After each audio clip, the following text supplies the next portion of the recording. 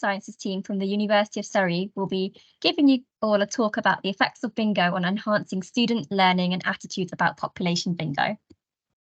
In today's talk, you will gain insight into the importance of keywords and why we need them in the classroom.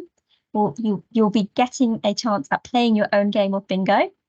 We'll be going through what students liked and didn't like about playing this game. We'll be giving you a demo of how you can make your own bingo card. And then finally, we'll be leaving you with some challenges and opportunities of using bingo within your classroom. So just thinking a little bit about where bingo sits. There is literature out there on playful learning and literature out there on game-based learning. We think bingo probably sits within these somewhere. So playful learning is often a bit of relief from the serious, sitting in lecture theatres nature of learning. It often happens in a very supportive, low stakes environment, and often playful learning happens more learning processes rather than focusing on the outcomes. Game-based learning is, we think about kind of gamification of learning. Well, gamification of all sorts of things we hear about all the time, don't we? So the game-based side, there are often very clear rules, a very concrete outcome, some kind of element of challenge or competition, either with yourself or with others. There is an element of chance often, and often with this gamification, repeating things helps with that learning. So there is evidence out there that this game-based playful learning does increase the motivation and enjoyment of our students.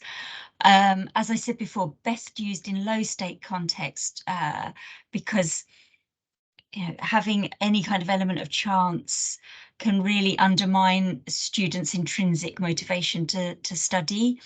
So you want it to be a low stakes, not really grade-based learning.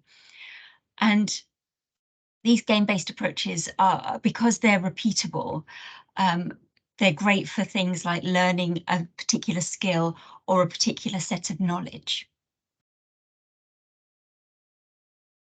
So as part of our foundation year, we have a stream of ecology, and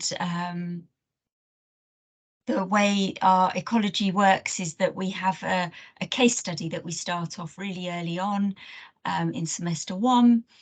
The case study is the wolves of Yellowstone, and all the concepts in ecology that the students learn throughout that semester is then referred back to that case study.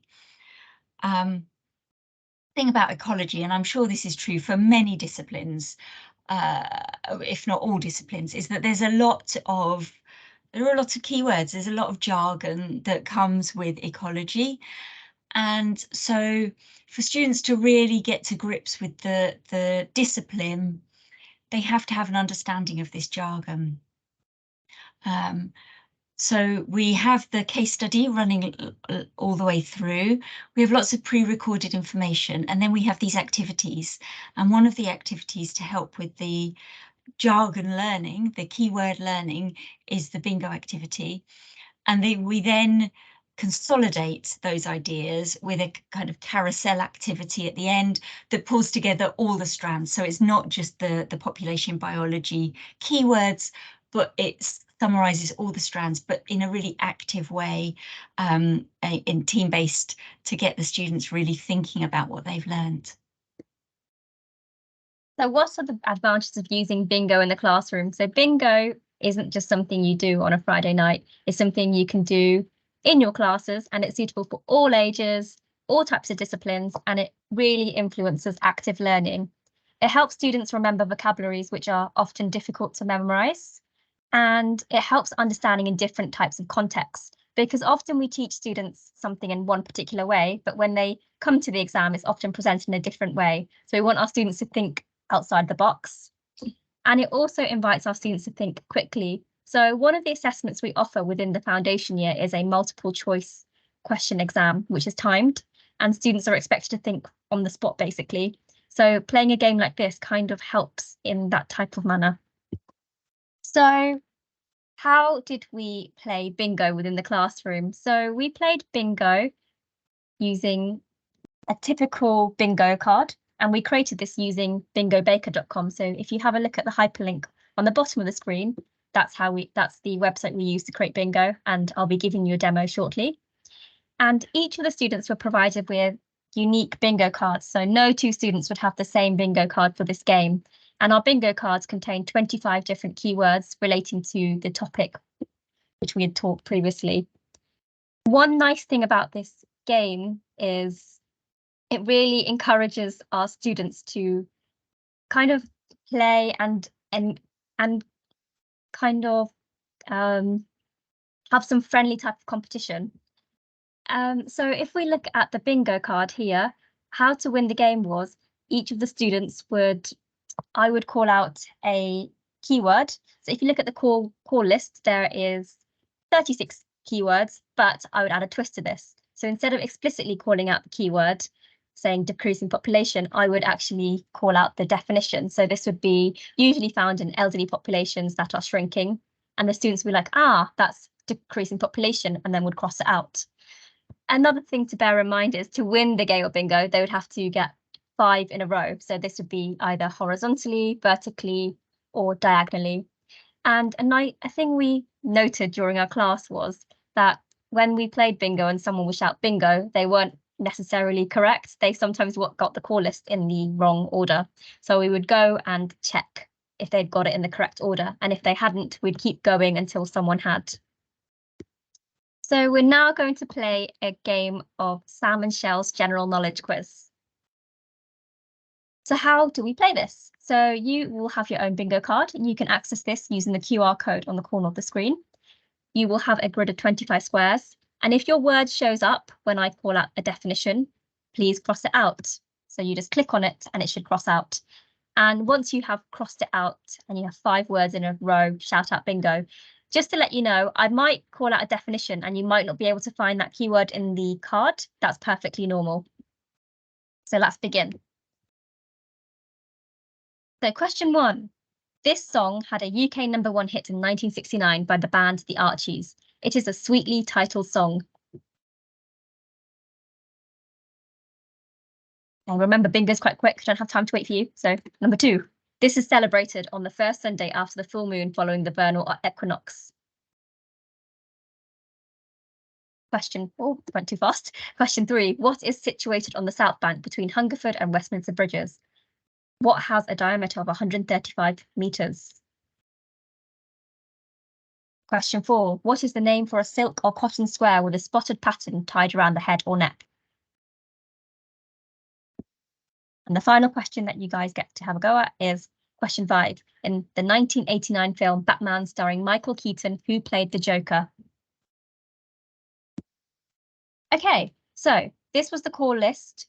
And your bingo, if you were to cross out, it should have been in this order. So Sugar Sugar was number 1, Easter Sunday was number 2, number 3 was London Eye, number 4 was Bandana, and number 5 was Jack Nicholson. And as I mentioned earlier, you might not have those keywords within your card, but this is what makes our bingo cards individualized between each of the players. So we asked students for feedback. We thought it was important to see what they thought of this activity. And generally, the feedback we got was that they enjoyed it. It was interactive, it was fun, it was an engaging way to learn. They talked about it sticking better or being, make them remember words better. So that was good. Forced them to think because we were giving them the definition rather than just the keyword. The only negative we got, and this was a timetabling thing, not a bingo thing, was that it happened to occur on a day where they only had the 1 hour and the rest of the day was free study time. So students who had to travel a long way would come in for an hour of bingo and then go back home again, and they maybe found that a little frustrating. But apart from that, the interactive fun, helping things stick better, it was a really positive activity. So how do you make a bingo card? So using the Bingo Baker website, which I showed you all earlier, you can create your own unique bingo cards for your students. The nice thing about the Bingo Baker website is you can customize the size of the bingo card. So if you want it to be a really quick fire starter activity, you can do, for example, a 3x3 bingo card. Or if you want to make it a longer activity within the classroom, you can make it a 5x5. So to actually input the keywords, all you have to do is you need to click on the grid and you just type in the keyword. And then later on, it will shuffle it. So it will shuffle it between your participants. Another thing you can do is you can drag and drop some pictures into the bingo card if you want to kind of jazz it up. And then once you have done and you've inputted all the keywords you want your students to possibly have within their bingo card, you click the word print. And you will have 8 different possible individual bingo cards if you're using the free version. If you're using the pay version, I think you have about 25 or more. Just to let you know, we did use the free version for our classroom, and even though we had about 30 in a class and we had 8 possible variants, we still had completely different answers, and not all students were able to identify a particular definition to a keyword, so you can still use 8 different variants. If you want to make this an online activity in a Zoom class, all you have to do is copy and paste the hyperlink. So I've got a blue circle. So where it says play online, you just copy and paste that hyperlink to your students, and then they should be able to access the bingo card and play it in real time, just like you had done earlier. So we'd like to thank you all for listening to our talk on bingo, and just some food for thought to end this. We'd like you to think about how transferable you think this activity is between different types of disciplines and levels of study. Do you think playful learning activities trivialize or enrich classroom interaction? And do you finally think that students should be spending more or less time understanding and recalling terms, or should they be doing something else with their time? And thank you very much, everyone, for listening.